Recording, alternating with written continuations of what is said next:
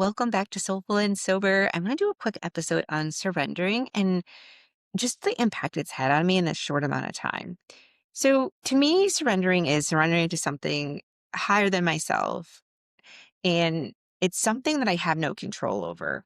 So, sometimes what I do is I try to control things, like, for example, outcomes, or I worry about how things are going to go. And that's probably the top thing. I worry about how the things are going to go, and lately I've been like, no, I have to surrender. I have no control over this. And I know I'm going to be okay no matter what. And for some reason, it just clicked with me. And I like laugh because I talk about spirituality, and sometimes, it's just sometimes things just click.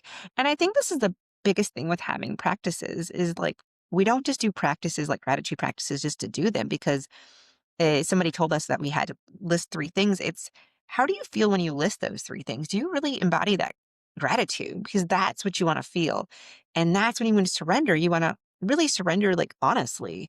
And it can be to anything you want to surrender to. It could be God, the universe, your angels, spirit guides, whatever. But it's really like letting go of a specific outcome. It's letting go of how things should go and going with the flow. So if you hear, spiritual people talk about manifestation, part of it is not to be obsessed with an outcome or having a specific thing the way you think it has to be, because sometimes we block, the things that we're supposed to do. So I think it's just a really nice reminder that we can still have goals and aspirations. And that doesn't mean we just give up everything, right? We still do the thing, but sometimes it doesn't have to be the outcome we maybe think it has to be. The other thing with surrendering that's been big for me is sometimes I'm just such a go, go, go, just keep doing things, keep working hard, and I get burned out. And it's really hard to make sound decisions when you're burned out, right? But it's also the culture that teaches us that we have to keep doing the thing. But if you really believe that if you're meant to do something, why would you burn yourself out? It's realizing that it's not so much about doing so much, it's about realizing if you're doing the right things, if you're being led, that you don't have to work so hard that you don't feel good about what you're doing. Because this is the thing. There's a component of where you hear people talk about alignment.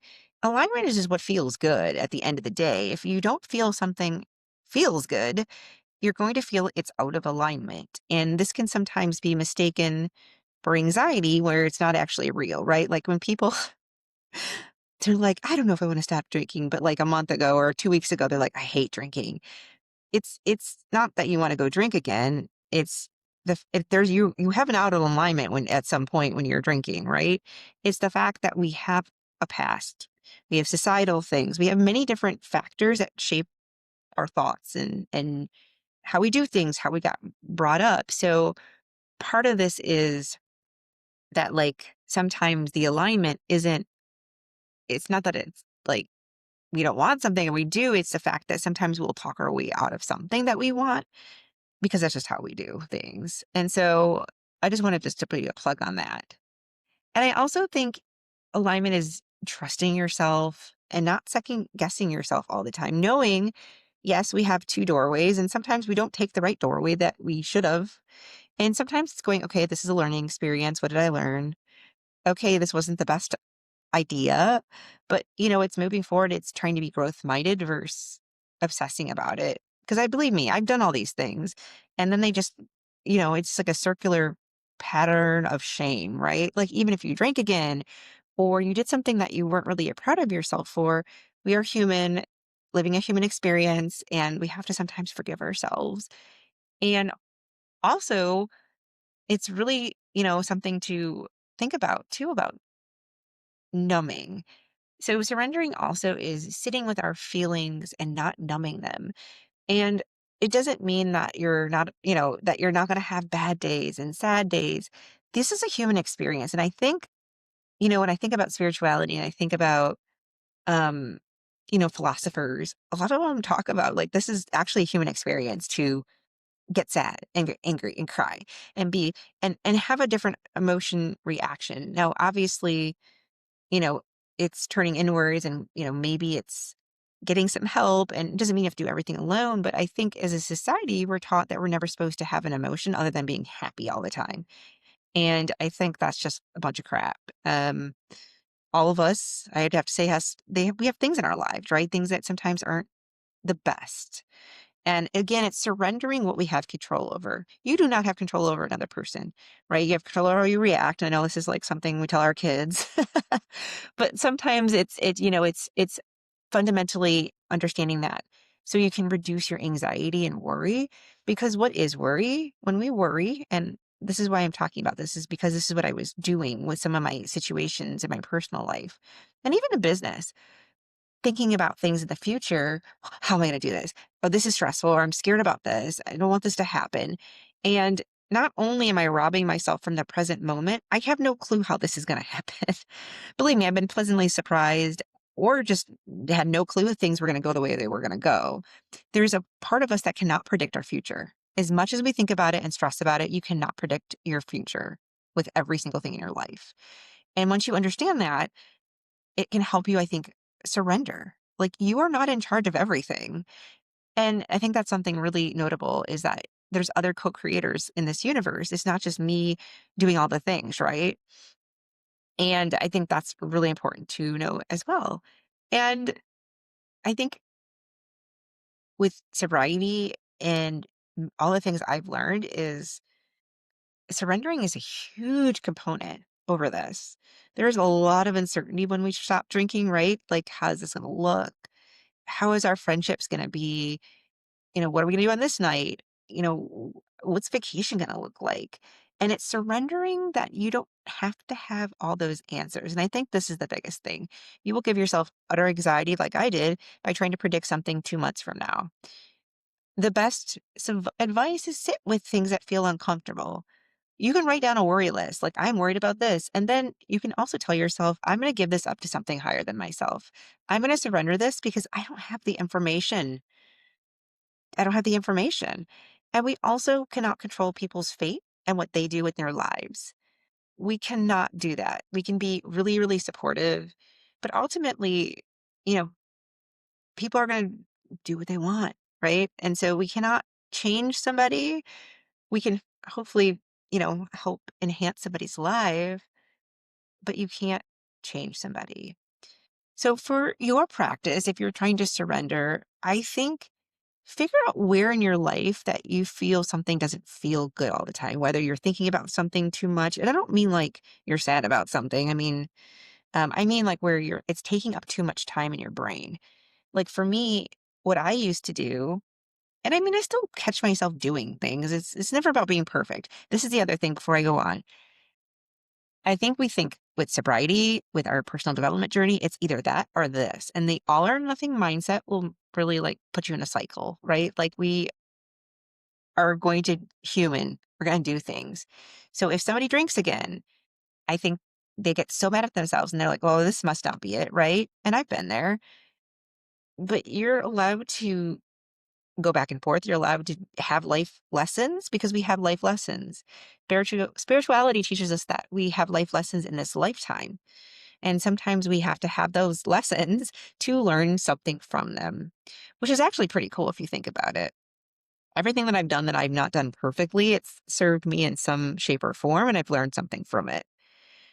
I'm not always proud of everything, but I've learned something from it. So which I think is a really good growth hack, because if you come with a victim mentality, it's going to be life's just going to be a lot harder, versus like, why is this happening to me, or why is this happening for me? Oh, I needed to work on this. Oh, this wasn't really working in my life. I just wasn't being honest with myself, or I didn't have enough information to know that. Sometimes we really just don't know things, and we don't have enough information. But what you can do each day is, what do you want to give up to something higher than yourself? What do you want to release and let go of that's no longer serving you? Write it down. And honestly, you can think of something taking it out of you if you want to. But for me, it's just a simple fact that I'm like surrendering this. I don't know how this is going to go, and I'm okay with that. And that has just really, really, really helped me so much. It just like clicked, I'm telling you. But once you realize that A, you're not alone, and I mean, you're not alone in the universe, and I don't know what everyone believes in, but you're also not alone in this world full of a bunch of people. if you know anything about spirituality, it's a lot about oneness and we're in this together. And sometimes it doesn't feel that way, surely. But, there's so many people on this planet that are wanting to get sober, that are struggling, that need support, that need X, Y, Z. And it doesn't mean like just because you're surrendering doesn't mean you don't, you know, have some guidance. Because surrendering can also be like, I'm going to surrender this to something higher than myself. And then boom, somebody comes in your life and you're like, oh my gosh, this is like exactly what I needed because you surrendered it and asked for help. The other thing is ask for help. Sometimes I'm like, I don't know how this is going to go. Just be with me, support me. My mom passed away. I'll ask my mom to be with me and support me. So lean on whatever feels good to you. And I just think that there's so many uncertainties in our lives that we want certainty as humans. And there are certain things, keep saying certain, that are certain, right? Like I know I'm going to work tomorrow. I know this is going to happen. So there are things that are certain, but also there's things in our life that are not certain.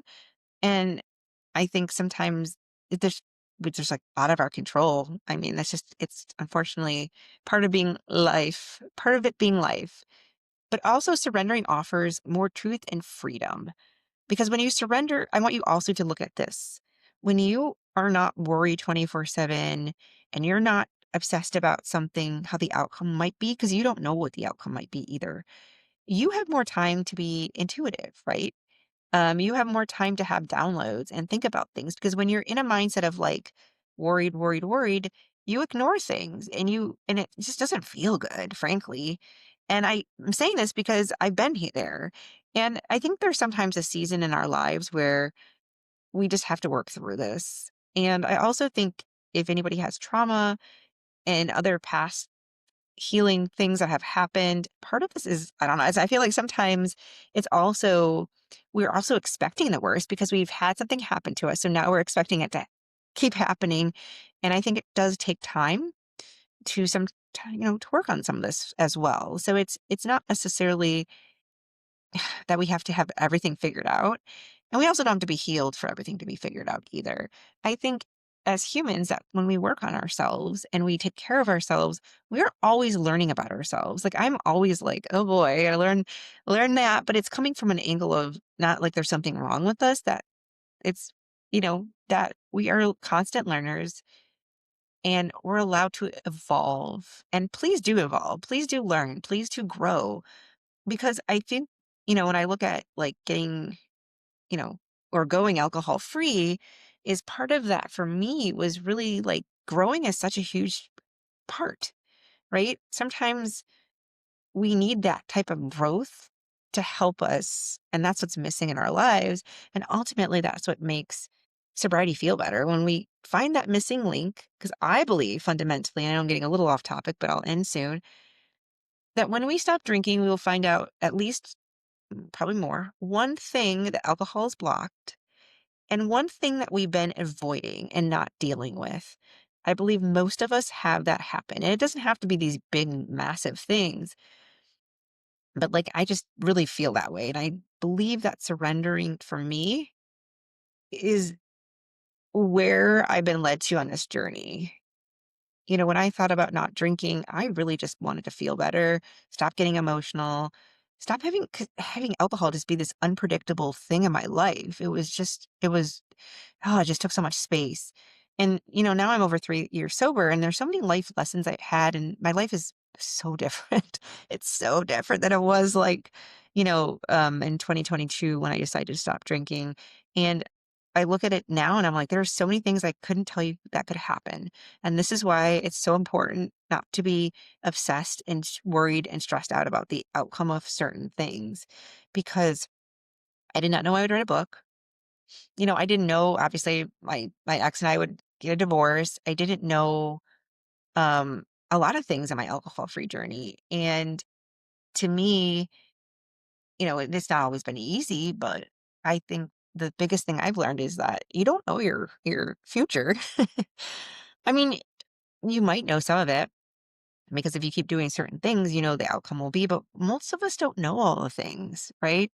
So I think that's why surrendering is really important because it teaches us that we don't have to do this alone. And that hustling and being obsessed about things and worrying about everything is just taking away from today. It's stealing today. And I want you to think about your word for 2026. And even if you're listening to this, I don't know, whenever, think of a word and then anchor it in. And so when you think about it, I want it to have a reaction. I want it to feel something. Anchor it in. And then meditations are my fave. I'm sure there's a ton of surrender meditations, but meditations where you can just like let things out or take a shower and have the water like wash out things that are worrying you, like visualize that. Those are fun, I think. And everything's different for people when it comes to visualization. I'm a very good visualizer. Not everybody is, so you might have to do it a little bit different. But you can write it too. You can write that, you're freeing this from yourself. This no longer is your battle to fight yourself. Because that is the other thing, is that some of this isn't our battle to fight ourselves. We cannot control people and there are certain outcomes. We are not going to have enough information. But if we worry about it, and believe me, I've done it a lot. Like, I've even, like, made, like, stories up in my head of how I think it was gonna go, and so if you know anything about Joe Dispenza and, like, the spiritual stuff in your body and how visualization works, I'm creating the exact emotion that I would feel if that was really happening. The problem with that is it's not really happening, but it's creating it in my body. My body's reacting like it's happening, and that's stressful. You're creating almost like cortisol in your body for something that's not happening. And so you can do the same thing for your visualizations of things you want to happen in your life, right? The same reactions can happen in your body. Your brain doesn't know the difference between what's real and what's not. The problem with my worrying about things that aren't happening yet is number one, I'm not being present. I'm worried so much that I'm having this reaction that seems real. And that's where these things trip us up, right? And that can also put a cascade of multiple things that happen, right? Again, your cortisol levels increase, your stress levels. And, some of us, I mean, again, stress levels are normal, but some of us, what will happen is if you have chronic cortisol, chronic stress to the point where it's unhealthy, that's when it becomes a problem. And that's why I think surrendering is so important, because it takes some of that, for me, it took some of the cortisol away. I'm like, oh, I don't have to worry about that as much because I am co-creating with the universe. I am not doing this by myself. And I hope this has been helpful. And I hope that you know that you're not alone in this journey. Surrendering isn't just about wishing for things to be a certain way. It's about letting go of things and being open to things. So I want you to be open, because when we're open, we have things come our way that we're supposed to have, we're meant to have. When we stop worrying, we become open.